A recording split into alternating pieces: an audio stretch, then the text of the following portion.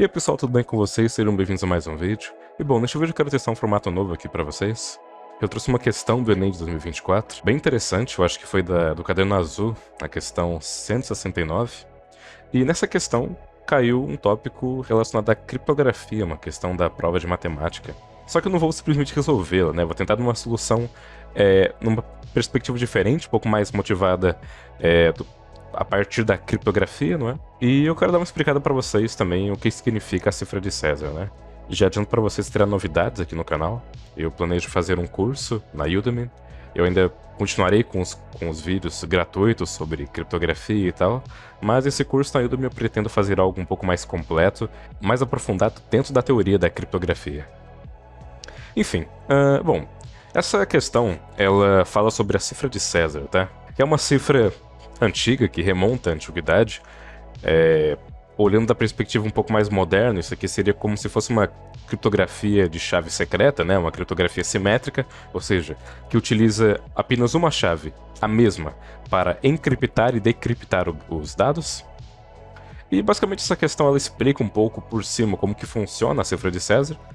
Meu intuito aqui também será mostrar para vocês como que funciona, mas claro, de maneira um pouco mais formal, né? E, bem, depois dela explicar, ao final ela pergunta qual que é a probabilidade de um atacante descobrir o padrão, né, quebrar a cifra de César. No caso, essa questão especifica na terceira tentativa. Enfim, antes de resolver essa questão propriamente, vamos dar uma olhada um pouco como que funciona a cifra de César informalmente. A cifra de César é uma das criptografias mais básicas, assim, no geral, acho que em qualquer curso de criptografia, no livro mais introdutório, é a primeira que a gente estuda, né? Enfim, então vamos lá. Cifra de César. Bom, a cifra de César, ela basicamente é uma cifra bem simples, que basicamente desloca para a direita o alfabeto, e ele vai deslocar de maneira circular o alfabeto, e vocês vão entender isso. Primeira coisa, a gente tem que estabelecer o alfabeto que a gente vai trabalhar, né? Como estamos falando em português, a gente vai usar o alfabeto convencional e, definido o alfabeto, a gente precisa codificar as letras. O que seria isso? Seria converter as letras para os números, para respectivos números de maneira única e bem determinada.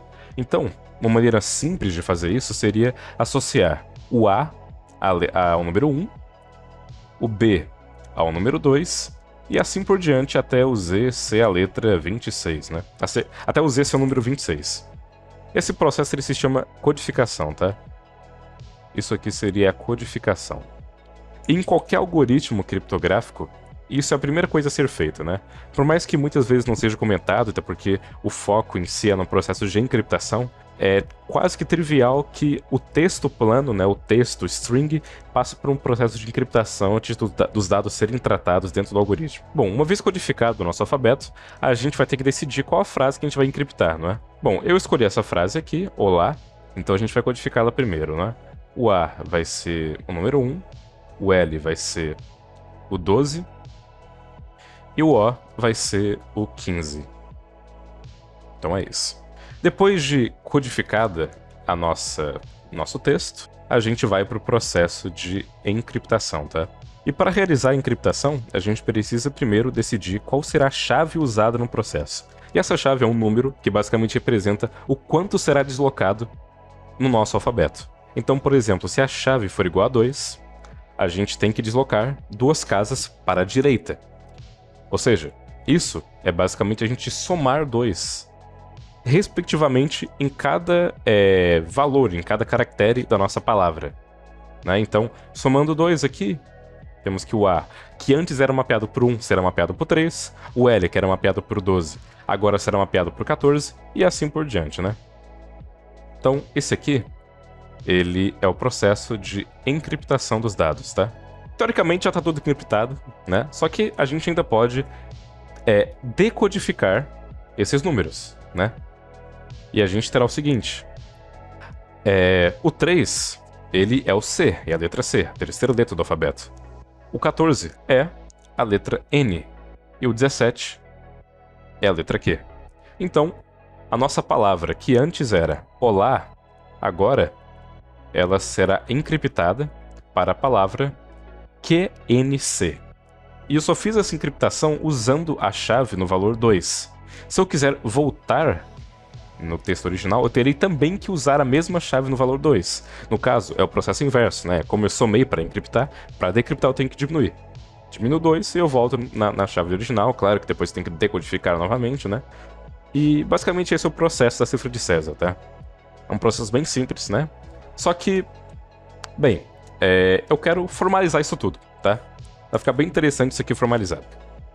Basicamente, a cifra de César, formalizada, não passa de um algoritmo, assim como qualquer outro algoritmo de encriptação. E esse algoritmo, como a gente viu, a primeira coisa que a gente faz é decidir qual é o alfabeto que será usado. Formalmente, esse alfabeto, eu vou representá-lo por essa letra aqui, tá? Por essa variável, sigma maiúsculo. Além do alfabeto, a gente precisa das funções de codificação, não é? A função de codificação eu vou representar por essa letra minúscula grega sigma, para a função de codificação, tá? Além disso, a gente precisa da função de decodificação, que é basicamente a inversa dessa função, né? A gente também precisa das funções de encriptação e da função de decriptação. Por último, para quem já está familiarizado com essa notação, já vai saber o que é isso aqui. Então, se você é novo no canal, assista os vídeos anteriores, tá? Porque eu estou fazendo um curso aqui de criptografia, que ainda está em andamento. Além disso, tenho vários outros vídeos sobre segurança da informação, enfim. Se inscreva no canal e é isso. Fico por dentro dos demais vídeos que eu postarei em breve. A gente precisa de mais 3 conjuntos. O conjunto M, o conjunto K e o conjunto C. Respectivamente, esses conjuntos representam o espaço do texto plano, da chave e dos textos cifrados. É o conjunto do texto cifrado, da chave e do texto plano, basicamente, tá? Falei no ordem inverso, mas enfim, vocês entenderam. Então, só para ficar ainda mais claro, eu vou escrever aqui em cima. Isso aqui é o alfabeto.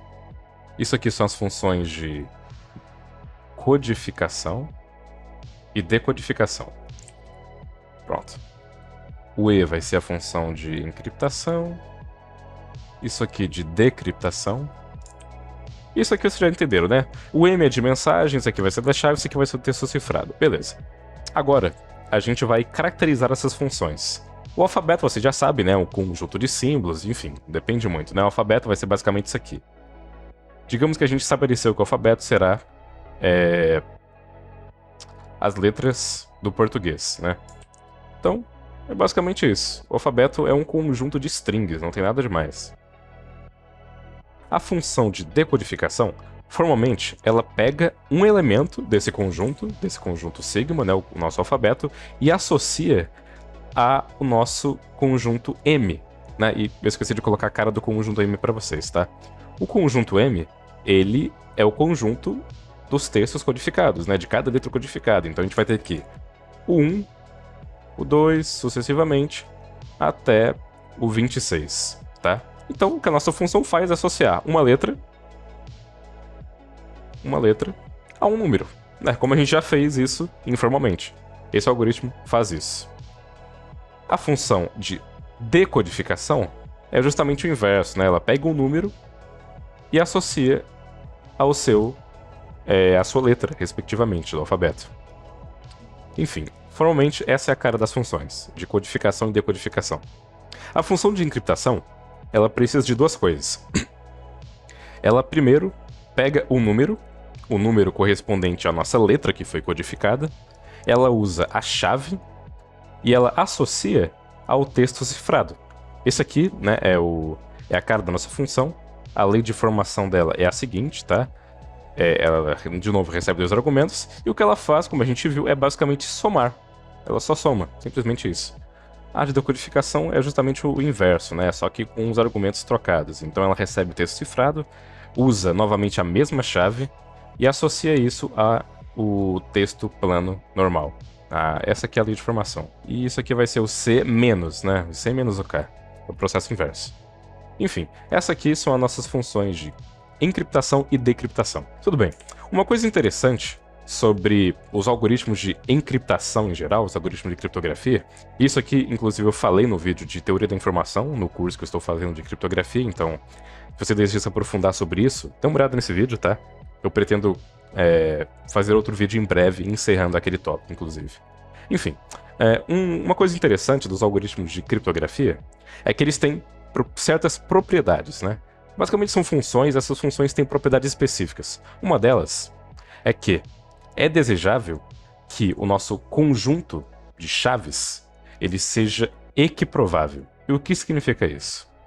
Bom, a gente viu que o espaço das chaves que a gente tem do 1 até 25, né? A gente pode escolher qualquer um desses valores, entre 1 e 25, para ser a nossa chave do algoritmo. A probabilidade de eu escolher o 1, o 2 ou 25, ela é a mesma. Por isso o nome, equiprovável. E esse valor, ele é precisamente 1 sobre 25. Não é isso aqui? É de probabilidade básica, né? O número de cima. E qualquer escolha que eu faço das chaves tem a mesma probabilidade. Uma coisa interessante é que, se eu tenho uma mensagem cifrada e eu quero retornar a mensagem original, na verdade eu quero calcular a probabilidade disso acontecer, então eu quero saber qual que é a probabilidade de eu encontrar o M, dado que eu tenho C. Não é? Isso aqui vai ser uma probabilidade condicional, tá? Formalmente, essa igualdade ela é igual a simplesmente a probabilidade de eu descobrir qual é a chave original que eu usei nessa encriptação, né? Porque o texto original era M e o texto cifrado é o C. Só que para eu chegar do texto M até o texto C, eu tive que usar uma chave. E essa chave, a gente não sabe qual que é. Então, o que essa igualdade nos diz é que, se eu quiser decifrar uma mensagem que está encriptada, o que eu tenho de fazer é tentar achar a chave que a originou, a chave que foi usada no processo de encriptação. Essa igualdade nos diz isso, não é? Então, por exemplo, voltando à nossa questão finalmente, né? Quando ela nos pergunta qual é a probabilidade de a gente descobrir o padrão dessa cifra, o padrão se refere aqui a quebrar, tá? A chave, né? É justamente isso, né? Ele quer saber qual é a nossa probabilidade de a gente obter um texto original, dado que a gente já tem um texto cifrado, dado que a gente interceptou, né? Imagina que o atacante interceptou um texto cifrado de algum canal de comunicação e ele quer saber qual que é o texto original. Então, o que esse atacante tem que fazer é descobrir qual que é a chave da criptografia. A cifra, quebrar a cifra, é isso. É descobrir a chave original que foi usada. Bom, tudo que a gente tem aqui já é suficiente para a gente responder essa questão. Responder de uma forma bem elegante, né? Através de propriedades dentro da teoria da criptografia, né? Para vocês, só para adiantar, né? Mas enfim, recomendo que vocês assistam o vídeo. Essas propriedades que eu estou falando para vocês, elas são referentes à teoria da informação de Claude Shannon, tá? Esse matemático e cientista da computação, ele definiu essas propriedades e tal. E eu já fiz um vídeo sobre isso, então assista no meu canal, tá aqui. Enfim, bom, com tudo que a gente já tem aqui, a gente já consegue responder a questão, né? Ela pergunta qual é a probabilidade de a gente quebrar a cifra na terceira tentativa. Bom, como o sistema de cifra de César, da cifra de César, ele é equiprovável, a distribuição das chaves é equiprovável, todas as tentativas terão a mesma probabilidade, não é? Se não tivesse isso, não teria segurança, né? Na verdade, é desejável que haja que a escolha de cada chave seja equiprovável. E não há nenhuma condição extra que influencie isso, né? Que influencie no processo de escolha das chaves. Então, de fato, é correto a gente supor que, na cifra de César, o sistema de distribuição de chaves ele é equiprovável, ou seja, todas as escolhas elas têm a mesma probabilidade. Então, a primeira tentativa de descoberta, a segunda tentativa, a terceira, a quarta, enfim, a enésima tentativa tem a mesma probabilidade, que é justamente 1 sobre 25, tá? Essa alternativa não tem nas respostas, dessa forma pelo menos, né? Na verdade, ela é a letra E, porque aqui é 25 sobre... 24 sobre 25, vezes 23 sobre 24, que você já corta o 24, e você já corta o 23 com esse outro 23 e fica 1 sobre 25. Então, essa é a resposta, letra E, só que respondida de uma forma bem elegante e explicando para vocês formalmente, né, o que significa um algoritmo, o algoritmo da cifra de César, né? Enfim, eu espero que vocês tenham gostado desse formato novo, espero que vocês tenham gostado do vídeo. Então deixa o like, inscreva-se no canal se você é novo, e é isso. Valeu, até a próxima.